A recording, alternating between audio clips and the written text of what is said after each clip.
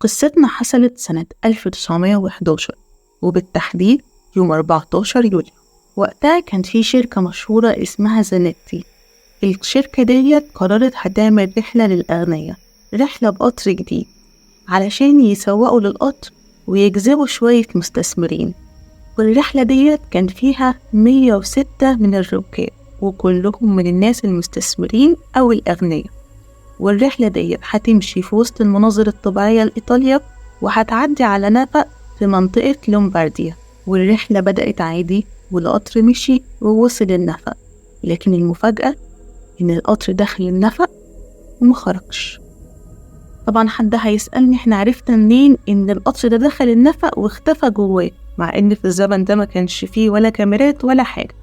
هقولك في 2 كانوا من الركاب 106 اللي على القطر دول قدروا يهربوا وحكوا اللي شافوه. قالوا إن القطر ابتدى عادي، الرحلة بدأت وفضلوا يشوفوا المناظر وقربوا من النفق، وكل ما يقربوا من النفق كل ما الضباب يظهر ويبقى كثيف أكتر. ساعتها حسوا إن في حاجة غريبة بتحصل، لأن الضباب ده كل ما بيقربوا كل ما بيبقى أتقل لدرجة إن هو بقى مادة لزجة قوي بتلزق فيهم. فقرروا إن هم ينطوا من القطر، وأول ما القطر دخل قدامهم النفق اختفى. ولما بصوا من الناحية التانية لقوا إن مفيش حاجة عدت، مفيش قطر.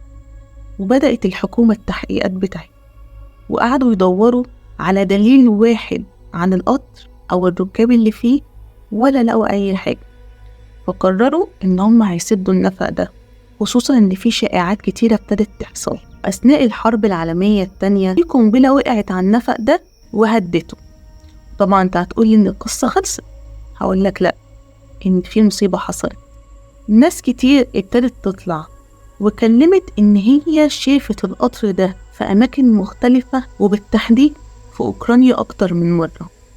والمفروض إن دي إشاعات، لكن الحادثة الأشهر واللي ناس كتير شافوها كانت سنة 1955، وكانوا بيفجروا جسر في مدينة، وبعد تفجير الجسر لقوا قطر ظهر من مكان ما نعرفش منين ومشي على الجسر اللي هو أصلا فجروه، مشي في الهواء. طلعت نظريات كتير قوي بتتكلم عن القطر ده، منها إن الشركة هي اللي عملت الحاجات دي علشان ياخدوا مبلغ التأمين، عشان كده كان لازم القطر يختفي.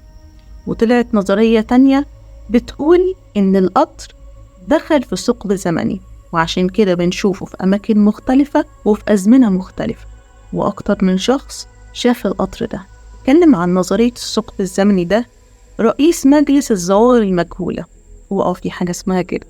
وقال في المكسيك ظهر 104 من الأشخاص كان لبسهم قديم قوي، وقالوا إن هم جايين من قطر روما، والناس ما صدقتهمش وحطوهم في مصحة نفسية. ولكن النظرية اللي أنا شايفاها حقيقية وأقرب للحقيقة هي إن في وقت حفر النفق دوت كان في زلزال قوي جدا حول المنطقة دي وأثر على الأرض، علشان كده حصل تشققات في الأرض. ولما القطر عدى دخل في تشققات من التشققات اللي اتفتحت فجأة ووقع فيها. وعشان الشركة تتستر على ده، لأن هي ممكن تخسر كتير قوي لأن القطر مش آمن، فاتسترت على الحادثة دي وحتى قفلوا النفق. لكن تفتكروا أنهي نظرية من النظريات دي هي اللي حقيقية؟